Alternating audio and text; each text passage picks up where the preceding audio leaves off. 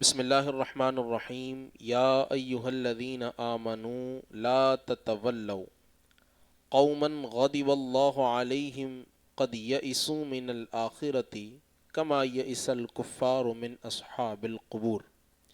سورہ ممتحنہ آیت نمبر 13۔ اللہ تعالیٰ اپنے مقدس، لاریب اور سچی کتاب میں ارشاد فرماتا ہے، یا ایہا الذین آمنوا، اے ایمان والو، لا تتولوا قوما، اس قوم کو اپنا جگری دوست مت بناؤ، اس قوم کے ساتھ اپنی دوستیاں یاریاں مت لگاؤ، غضب اللہ علیہم، کہ جن لوگوں پر اللہ نے اپنا غضب فرمایا ہے، اللہ نے جن پر اپنا قہر فرمایا ہے، اللہ تعالیٰ نے جن سے ناراضگی اختیار کی ہے۔ قد یئسوا من الآخرۃ، یہ وہ لوگ ہیں کہ جو لوگ آخرت کے ثواب سے مایوس اور نا امید ہو چکے ہیں۔ کما یئس الکفار من اصحاب القبور، جیسا کہ کفار قبر والوں سے مایوس اور نا امید ہو گئے ہیں۔ اس آیت مبارکہ کا جو میں نے حصہ آپ کے سامنے پڑھا ہے، یہ سورہ ممتحنہ کی آیت نمبر 11 ہے۔ یہاں پر اللہ تبارک و تعالیٰ اس قوم سے دوستی کرنے سے منع کر رہا ہے کہ جو قوم اللہ کی غضب کا شکار ہوئی ہے، اللہ تعالیٰ کی ناراضگی کا شکار ہوئی ہے، رب تعالیٰ کی جانب سے اترنے والی جو ناراضگی اور رب تعالیٰ کی نافرمانی ہے، اس نافرمانی کا شکار ہوئی ہے، اس قوم سے دوستی یاری کرنے سے اللہ تعالیٰ اپنے اس سچی کتاب میں مسلمانوں کو منع کر رہا ہے۔ یہاں پر جو دوستی ہے اور جو تعلقات ہیں، اس تعلقات کی ایک حد بندی ہے۔ کافر کے ساتھ کاروباری لین دین ہو سکتا ہے، اس کے ساتھ کاروبار کیا جا سکتا ہے، بوقت ضرورت اس کی امداد بھی کی جا سکتی ہے، اس کے ساتھ بوقت ضرورت اچھا برتاؤ بھی کیا جا سکتا ہے، ویسے بھی معاشرت اختیار کی جا سکتی ہے۔ ان تمام تر چیزوں کی اجازت ہے۔ یعنی اگر کوئی کافر کے ساتھ کاروبار کرتا ہے، لین دین کرتا ہے، کچھ چیزیں خریدتا ہے، اپنی چیزیں بیچتا ہے، تو اس کی اجازت ہے، اس کی ممانعت نہیں ہے۔ اصل میں ممانعت کس چیز کی ہے؟ اصل ممانعت ان کے ساتھ جگری یاری لگانے، ان کے ساتھ دل سے محبت کرنے، ان کے ساتھ اندھا اعتماد کرنے کی ممانعت ہے، کہ ایمان والوں کو چاہیے کہ وہ ایمان والوں ہی پر اعتماد کریں، ایمان والوں کو چاہیے کہ اپنی دوستی ایمان والوں ہی سے رکھیں۔ رہ گئے کفار، تو ان کے ساتھ اس طرح کی دوستی کرنے کی ممانعت آئی ہے۔ دل کی دوستی صرف مسلمان کے ساتھ ہوگی۔ اس پر ہم پچھلے کئی دروس کے اندر جہاں جہاں اس طرح کا مضمون آیا ہے، ہم آپ کے سامنے ذکر کر چکے ہیں۔ یہاں پر قدر تفصیل سے یہ ذکر کریں گے کہ یہ کس قوم کی بات ہو رہی ہے کہ جس کے اوپر اللہ کا غضب ہوا ہے۔ یعنی ویسے تو کافر سے دوستی کی ممانعت ہو گئی نا، پیچھے ذکر ہو چکا کہ کافر کے ساتھ دوستی نہیں رکھو، پر یہاں پر خاص طور پر ذکر کیا گیا ہے کہ اس قوم کے ساتھ بالکل بھی دوستی نہیں رکھنا، ان کے ساتھ اپنا جو دل کا میلان ہے وہ نہیں رکھنا، ان کو اپنا رازدار اور ان کا اپنے دل کے قریب معاملہ نہیں رکھنا، کہ جو اللہ تبارک و تعالیٰ کی طرف سے غضب والے لوگ ہیں۔ نبی پاک صلی اللہ علیہ وسلم کہ اگر آپ قرآن کو دیکھیں گے تو قرآن پاک آپ کو بتاتا ہے کہ یہ جو لوگ ہیں کہ جن پر اللہ کا غضب ہوا ہے، یہ کون لوگ ہیں۔ سب سے پہلے سورہ فاتحہ کو دیکھیں آپ، تو سورہ فاتحہ کے اندر صبح فجر سے لے کر عشاء کی نماز تک کے ہر نماز میں آپ ہر رکعت کے اندر جب جب سورہ فاتحہ پڑھنے کا موقع ہے، آپ پڑھتے ہیں اہدنا الصراط المستقیم صراط الذین انعمت علیہم غیر المغضوب علیہم، میرے مالک مجھے سیدھے راستے پر چلا، ان لوگوں کے راستے پر چلا کہ جن پر تو نے انعام کیا، ان لوگوں کے راستے سے بچا کہ جن پر تیرا غضب ہوا اور جن سے تو ناراض ہوا اور جو گمراہ ہوئے بھٹکے۔ تو یہاں پر بھی آپ صبح فجر سے لے کر عشاء تک کے دعا مانگ رہے ہیں کہ جن پر غضب ہوا ہے ان کے راستے سے بچا لیں۔ اور یہ جن پر غضب ہوا، کیسا غضب ہوا، میں چند آیات آپ کے سامنے پڑھتا ہوں تاکہ مزید واضح بات کھلے گی کہ اللہ تعالیٰ کی ناراضگی کتنی ہے اس قوم کے اوپر۔ فرمایا ضربت علیہم الذلۃ والمسکنۃ وباؤوا بغضب من اللہ، فرمایا یہ وہ لوگ ہیں کہ جن پر اللہ تعالیٰ نے ذلت اور غربت کو مسلط کر دیا ہے۔ وباؤوا بغضب من اللہ، یہ مسلسل اللہ تعالیٰ کے غضب کے مستحق ہے۔ دوسری جگہ فرمایا گیا ضربت علیہم الذلۃ اینما ثقفوا الا بحبل من اللہ وحبل من الناس وباؤوا بغضب من اللہ وضربت علیہم المسکنہ۔ فرمایا ان لوگوں پر ذلت کو مسلط کر دیا ہے جہاں پر بھی یہ پائے گئے۔ ایسا نہیں ہے کہ جہاں ہیں تو بس وہاں ہیں، دوسری جگہ جائیں گے تو بچ جائیں گے، نہیں، اللہ تعالیٰ نے ان لوگوں کی قسمت میں لکھ دیا ہے کہ ان کو جو ہے ہمیشہ ذلیل و رسوا رکھا جائے گا۔ پھر فرمایا من لعنہ اللہ، تم کو پتہ ہے کہ جس پر اللہ کی لعنت ہو جائے، اللہ کا غضب ہو جائے، وہ کیسا ہوتا ہے؟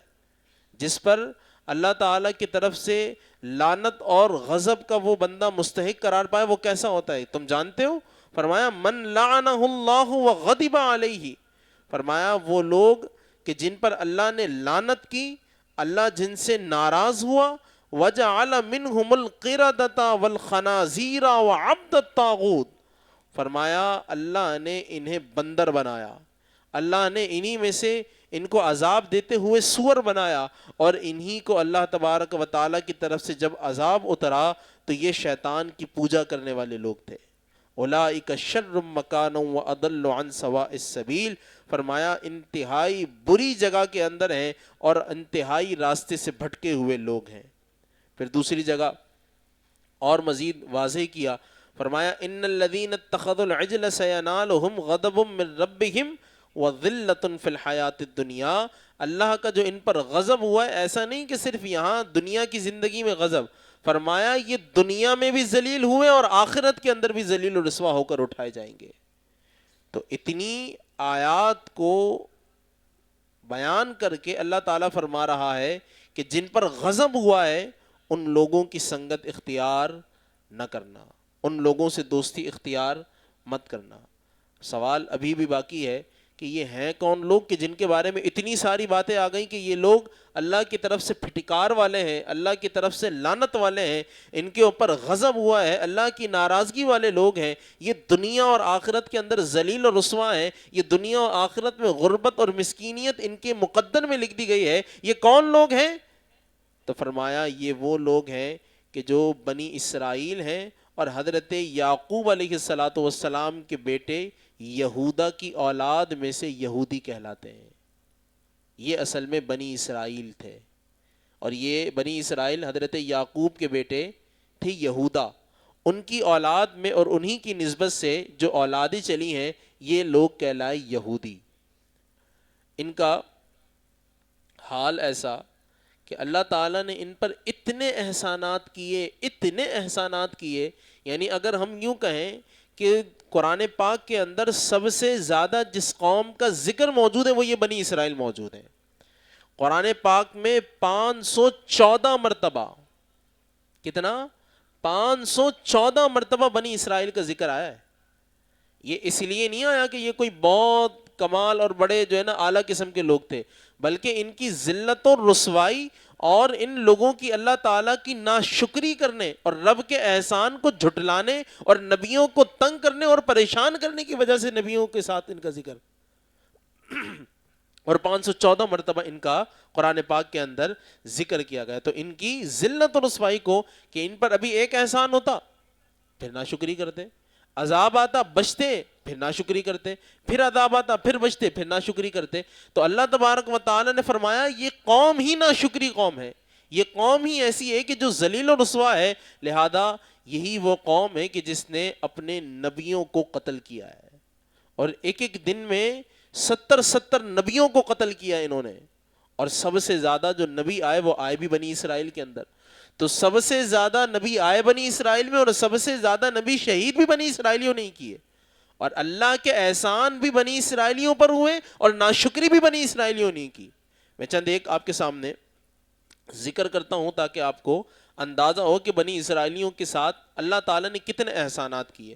احسان کا بدلہ احسان ہے، ہل جزاء الاحسان الا الاحسان، احسان کا بدلہ تو احسان ہے، نیکی کا بدلہ نیکی ہے۔ اللہ نے ان پر فضل کیا تو انہیں چاہیے تھا کہ آگے بڑھ کر اللہ کے فضل کو مانتے، قبول کرتے، میرے مالک تیرا فضل ہے یہ، پر یہ الٹا اللہ کے فضل کو توڑ کر ناشکری اور کفر کی طرف گئے۔ آپ دیکھیں سب سے پہلے اللہ تبارک و تعالیٰ نے بنی اسرائیل کو کیسی نجات دی؟ آپ جانتے ہیں کہ بنی اسرائیل کے اندر فرعون تھا. فرعون کا حال کیا تھا؟ فرمایا کہ وہ ان کے بیٹوں کو قتل کر دیتا. یذبحون ابناءکم ویستحیون نساءکم. بنی اسرائیل کے اندر جو لڑکا پیدا ہوتا تو فرعون کے حکم سے وہ لڑکا ابھی پیدا ہوا اور مار دیا جاتا, اور جو عورت جو بچی پیدا ہوتی اسے وہ زندہ رکھتا. اور یہ زمانوں پر مشتمل اس کا یہ سارا سلطنت کا سلسلہ تھا. اللہ تعالیٰ نے حضرت موسیٰ کے ہاتھ فرعون سے نجات عطا فرمائی, اور وہ کہ جو زمانوں سے جن کی ماؤں کی گود بیٹوں کو کھلانے کے لیے, بیٹوں کو اپنی گود میں لینے کے لیے تڑپ رہی تھی, حضرت موسیٰ کی مرہون منت فرعون غرق ہوا, اور ان ماؤں کی گودوں میں دوبارہ سے بیٹوں کی اور لڑکوں کی کلکار سنائی دی گئی. اللہ تعالیٰ نے سب سے پہلے تو ان پر یہ احسان کیا. ابھی فرعون کے ساتھ وہ سارا مکالمہ ہوا, دریائے نیل سے گزرے, اور جیسے ہی اس وہاں سے گزرنے لگے تو اللہ تبارک و تعالیٰ کے حکم سے سامنے حضرت موسیٰ اور موسیٰ کی قوم ہے اور پیچھے فرعون ہے. حضرت موسیٰ نے اس میں عصا مارا تو اس کے اندر سے وہ راستے بن گئے. حضرت موسیٰ اپنی قوم کو لے کر, یہی بنی اسرائیل کو لے کر آپ پار ہو گئے, اور جیسے ہی فرعون نے اس پانی میں قدم رکھا, بیچ میں جیسے ہی وہ پہنچا, وہ پانی جس طرح الگ الگ ہو کر راستے بنے تھے وہ پانی اللہ کے حکم سے دوبارہ مل گیا. سمندر میں جا کر لاش عام طور پر ختم ہو جاتی ہے, لاش جو ہے وہ مکمل ڈیزالو ہو جاتی ہے, اس کو جو ہے وہ مچھلیاں کھا جاتی ہیں اور سمندری جو حشرات ہیں مخلوقات ہیں وہ کھا جاتی ہیں, پر اللہ تعالیٰ نے ذلت اور رسوائی کے لیے اور عبرت کے لیے فرعون کی لاش کو اس سے محفوظ رکھا. لہذا اس نیل نے, اس پانی نے بھی اس لاش کو قبول نہ کیا, وہ لاش ویسے کے ویسے آگے اور آج تک کے موجود. تو اللہ تعالیٰ نے بنی اسرائیل کو حضرت موسیٰ علیہ السلام کی وجہ سے ان کی زندگی بخشی, ان کو زندگی عطا فرمائی. تھوڑا آگے چلے, مقام تہ کے اندر حضرت موسیٰ علیہ السلام پہنچے تو ابھی مقام تہ یہ بیابان جنگل تھا, دور دور تک کے کوئی سبزہ کوئی ہریالی کچھ بھی نہیں تھا, خالی چٹیل میدان دور دور تک کے. اب قوم کو پیاس لگی تو حضرت موسیٰ سے کہنے لگے کہ ہمیں پانی چاہیے. حضرت موسیٰ علیہ السلام نے دیکھا کہ بنی اسرائیل کے 12 قبیلے میرے ساتھ ہیں, تو آپ نے پتھر پر اپنا عصا مارا تو اس پتھر سے 12 قبیلوں کے لیے 12 چشمے جاری کر دیے. کتنی بڑی بات. اب بولا کھانا کھانا ہے, کھانے کے لیے کیا ہو؟ اللہ تعالیٰ کے حکم سے اللہ تعالیٰ کی بارگاہ کے اندر دعا کی تو اللہ تعالیٰ نے کہا کہ تم بس بیٹھو, نبی کی بات مانو. اللہ تعالیٰ نے آسمان سے وہ تیتر بٹیر اتارنا شروع کر دیے, وہ گوشت من و سلوہ اتارنا شروع کر دیا. کچھ کا نہیں کرنا, بس تم نبی کی بات مانو, تم نبی کے ساتھ رہو. وہ آسمان سے وہ ایک پینے کی ایک لکوڈ اترتا اور ایک جو ہے وہ کھانے کا گوشت اترتا, اور وہ مزے سے کھاتے. اللہ کا احسان. مگر جیسے ہی تھوڑا سا آگے بڑھے, جب دھوپ کی شدت محسوس ہوئی تو اب دور دور تک کے تو کوئی درخت ہی نہیں کہ سائبان لے. اب کیا کریں؟ اللہ تعالیٰ نے بادلوں کا جھمگھٹا بھیج دیا. یہ لوگ جہاں چلتے بادل ان کے اوپر سایہ کرتا. فضل, احسان, انعام پر انعام پر انعام, یہاں تک کہ اگر کوئی اس میدان سے تھوڑا دور بھی نکل جاتا, یعنی اس جھمگٹے سے اگر کوئی ایک آدھا بندہ دور بھی جاتا تو اس ایک آدھ بندے پر بھی سایہ کرنے کے لیے الگ سے بادل چلا کرتا. کتنی بڑی نعمت, کتنا بڑا احسان. اللہ تبارک و تعالی کی جناب سے اتنے سارے احسان. اب ناشکری کرنے لگے. کہا اب تو ہم یہ من و سلوہ کھا کھا کر تھک گئے, کب تک کہ یہ تیتر بٹیر کھاتے رہیں گے, کب تک کہ یہ آسمان سے اترتا ہوا جو ہے وہ ہم شہد اور یہ اصل پیتے رہیں گے, اب ہم سے نہیں کھایا جا رہا. لہذا آپ موسیٰ اللہ کی بارگاہ میں دعا کر دیں. کیا دعا کر دیں؟ یخرج لنا مما تنبت الارض من بقلها وقثائها وفومها وعدسها وبصلها. آپ اللہ سے دعا کریں اب ہم یہ تیتر بٹیر کھا کے برابر ہو گئے, اب ہمارے لیے کوئی ساگ اگے, کوئی پیاز اگے, کوئی لہسن اگے, کوئی جو ہے وہ اس قسم کی چیزیں اگیں تاکہ ہم جو ہے اب یہ سب چیزیں کھانا چاہتے ہیں. چلو بھائی. حضرت موسیٰ علیہ السلام نے کہا کہ تم کتنے بیوقوف لوگ ہو کہ اللہ کی نعمت کو ٹھکرا کر, اللہ کے احسان کو جھٹلا کر تم چاہتے ہو کہ تم وہی مٹی میں اتر جاؤ اور مٹی میں اپنے آپ کو گندا کرو.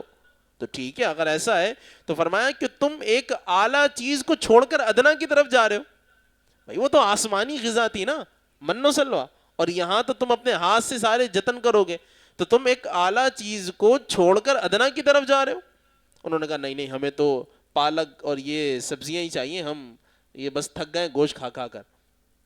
فرمایا اہبطوا مصرا فإن لکم ما سألتم, اس پر بھی عذاب نہیں آیا. فرمایا ٹھیک ہے اہبطوا, جاؤ شہر چلے جاؤ اور جاؤ وہاں جاؤ, تم کو تمہارے مطلب کا جو بھی سامان ہے وہ سامان مل جائے گا, اللہ کے حکم سے کرتے رہنا جو بھی چاہیے.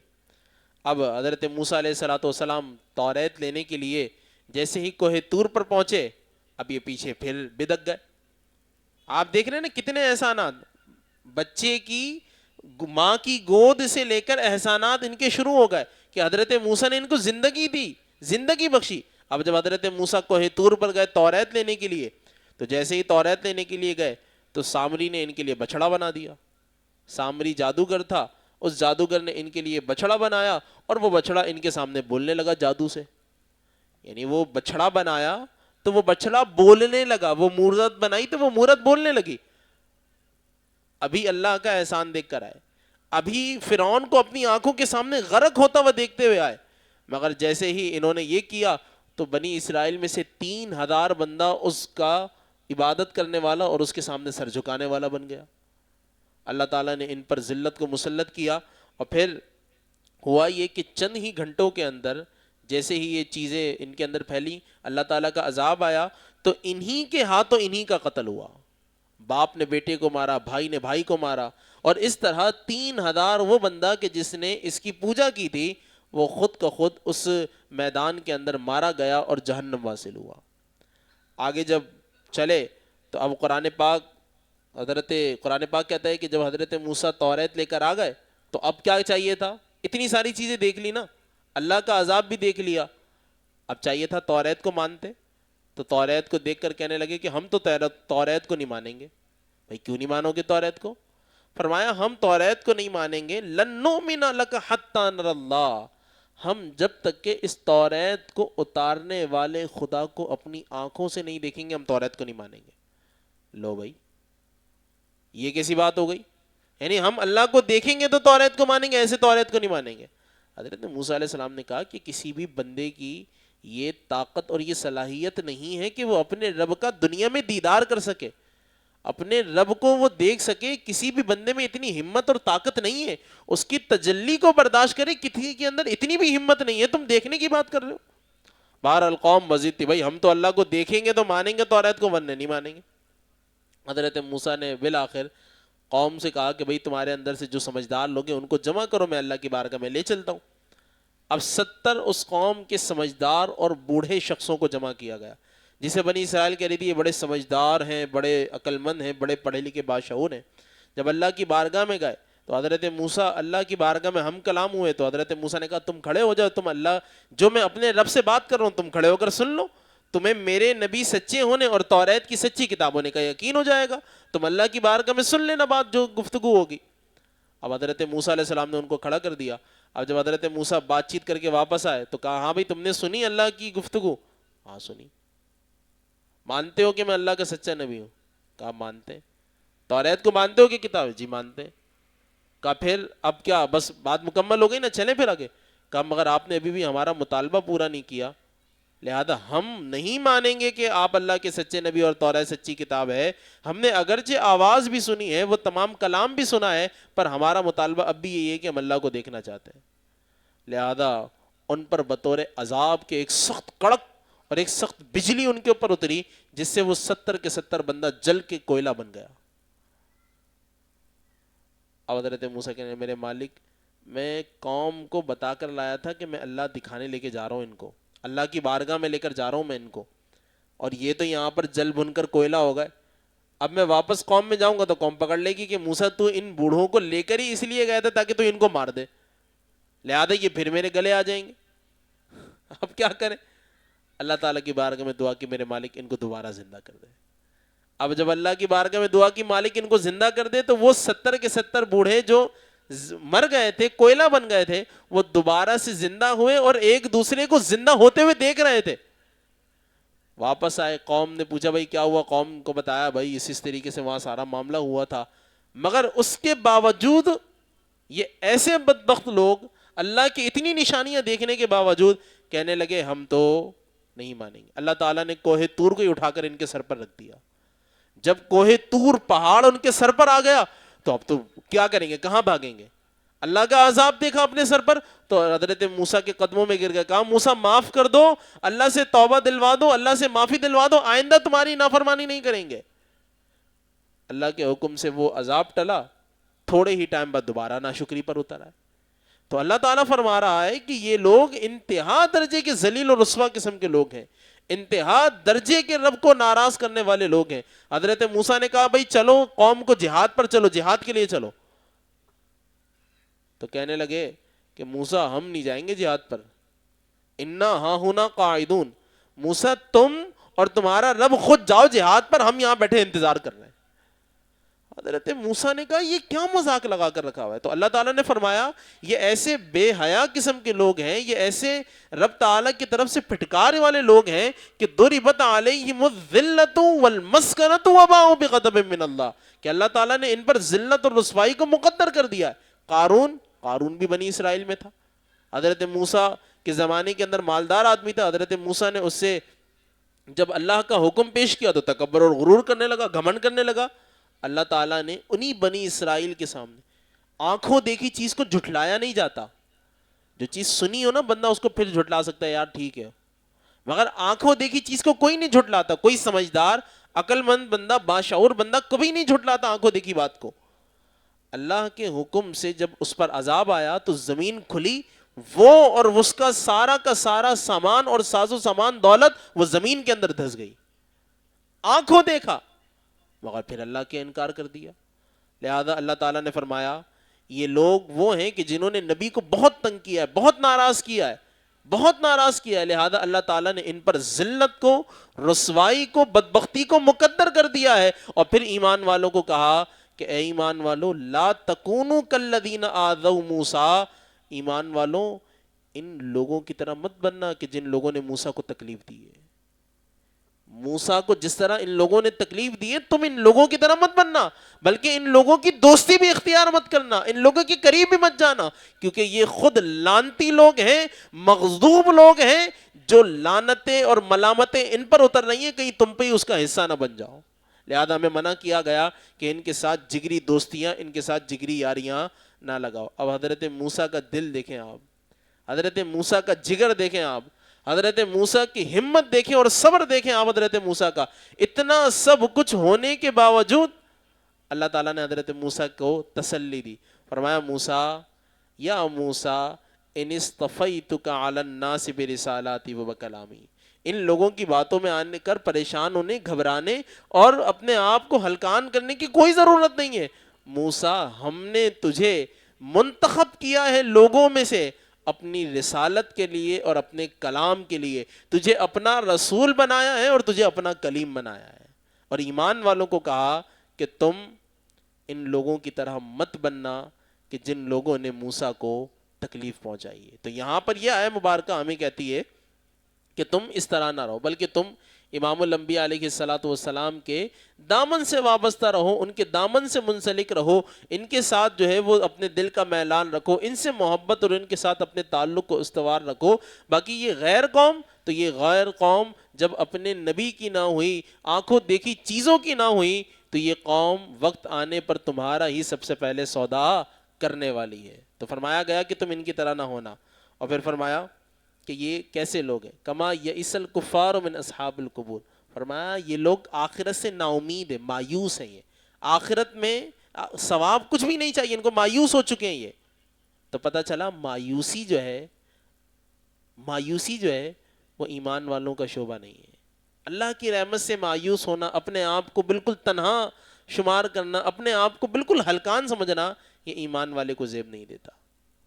ان اللہ معنا لا تحزن ان اللہ معنا, اپنے پاس لکھ کے لگا لیں آپ, لا تحزن ان اللہ معنا, غم نہ کر اللہ ہمارے ساتھ ہے.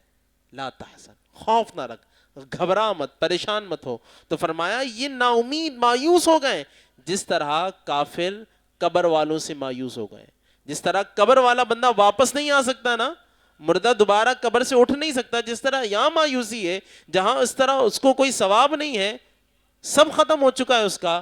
فرمایا اسی طریقے سے یہ لوگ بھی مایوس ہو چکے ہیں, بس تم ان لوگوں کی طرح مت بننا. اللہ تعالی ہم سب کو حضور جان عالم صلی اللہ علیہ وسلم کے دامن کے ساتھ رکھے, حضور کی محبت کے ساتھ رکھے, اور ہمیشہ اللہ تبارک و تعالی ہمیں گمراہوں سے اور جن پر اللہ کا غضب ہوا ہے ان سے بچ کر صراط مستقیم پر زندگی گزارنے کی توفیق مرحمت فرمائے. وآخر دعوانا ان الحمد للہ رب العالمین. الحمد للہ رب العالمین.